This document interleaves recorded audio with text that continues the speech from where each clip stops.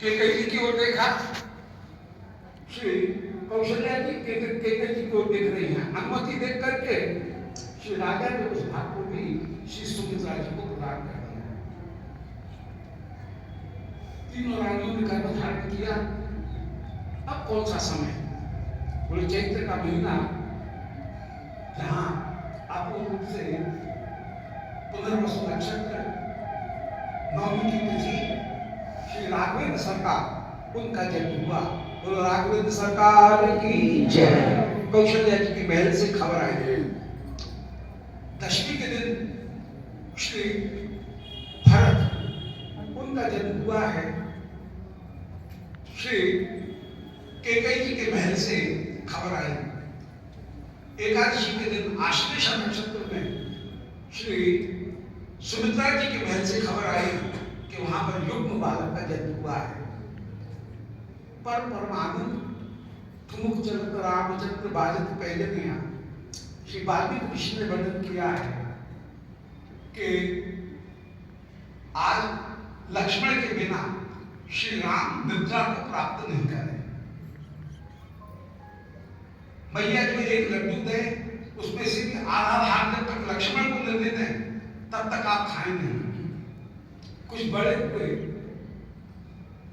सरयू जी के किनारे आनंद पूर्वक राजाओं के जितने भी खेल हैं उनको खेलने के लिए पधारे। जब कैशोर में प्रवेश किया, श्री विश्वामित्र ऋषि के पास में आए।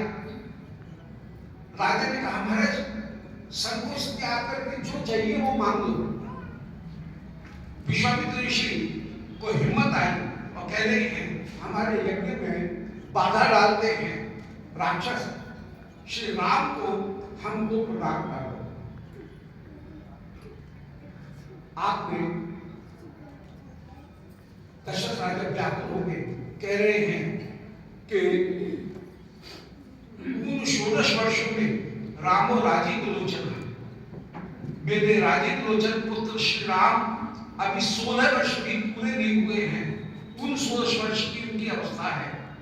हाय मुझे आदेश दो, मैं रक्षा करने के लिए आपकी सेवा करने के लिए प्रस्तुत हूं। परंतु नहीं माने।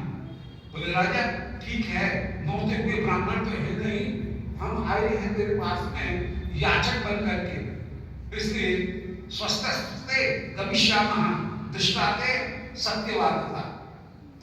बड़ा नाम सुना था कि रघुवंश के राजा बड़े सत्यवादी होते हैं। कैसे सत्यवादी हो? आज दिख गया, बेटा मांगा तो बगले झांकने लगे। ठीक है हम जाते। वशिष्ठ जी ने विश्वामित्र को रोका, कहा ऋषिवर आप रुकिए, मैं अभी राजा को समझाता हूं। वशिष्ठ जी ने राजा को समझाया। बोले राम कुछ सीख करके ही आएंगे। विश्वामित्र ऋषि के पुत्र सारे दिव्य अस्त्र हैं। इनको बला अतबला 2 विद्याएं आती हैं।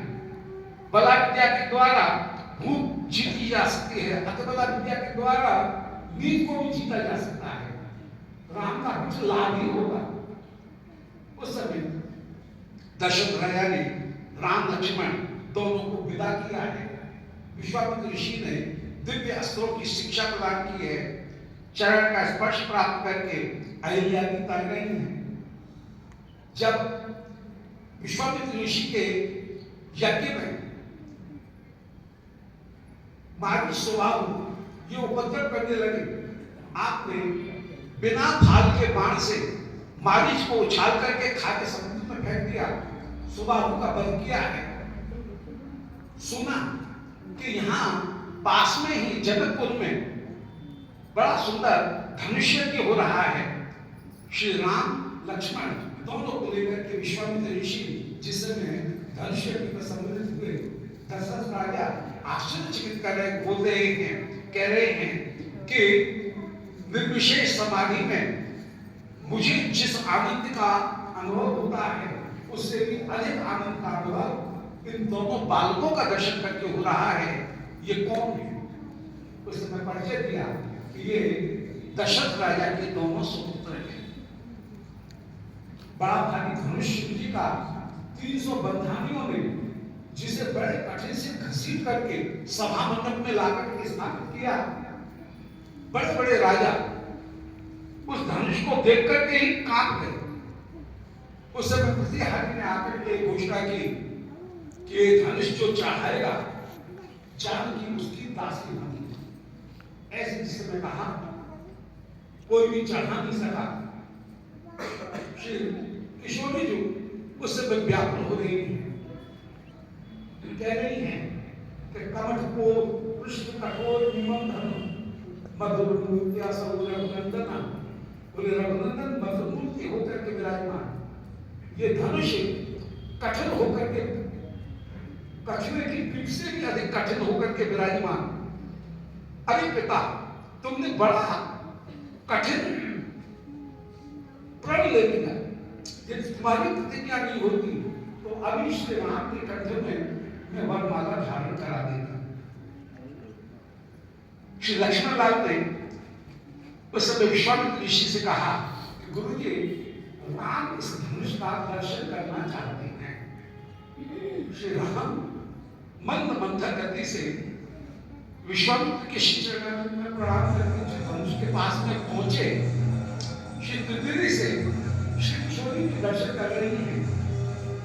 श्री राम ने धनुष को उठाया, दबाया, तड़ाक तोड़ दिया। उठाया नहीं, मानो विश्वामित्र ऋषि के सिर को उठाया, दबाया नहीं, दुष्ट राजाओं के सिर को झुका दिया है, तोड़ा नहीं। जानकी जी के हृदय के संदेह को बोलो राजा रामचंद्र की जय। मंद मंथर गति से श्री जानकी जी आई।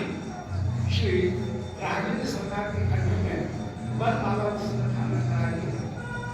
श्री विश्वामित्र ऋषि बोले राजन, हमारे वहां पर दो तीन राजकुमार और हैं। श्री लक्ष्मण का उस समय उर्मिला जी के साथ में विवाह हुआ। भरत जो है उनका मांडवी जी के साथ में, श्री शत्रुघ्न उनका श्री शुक्लकीर्ति जी के साथ में विवाह हुआ। रमते योगिनो अस्मिन्, जो साक्षात ब्रह्मस्वरूप होकर के विराजमान श्री राम, जो शुभ लक्षणों से युक्त होकर के विराजमान वे लक्ष्मण, शेष अवतार होकर के विराजमान, जो भक्ति के भार को उठाने वाले होकर के विराजमान हैं, वे हैं भरत। चक्र अवतार होकर के विराजमान और शंख अवतार होकर के शत्रुघ्न। भजन में आने वाली जितनी बाधाएं उनको दूर करने वाले होकर के जो विराजमान है।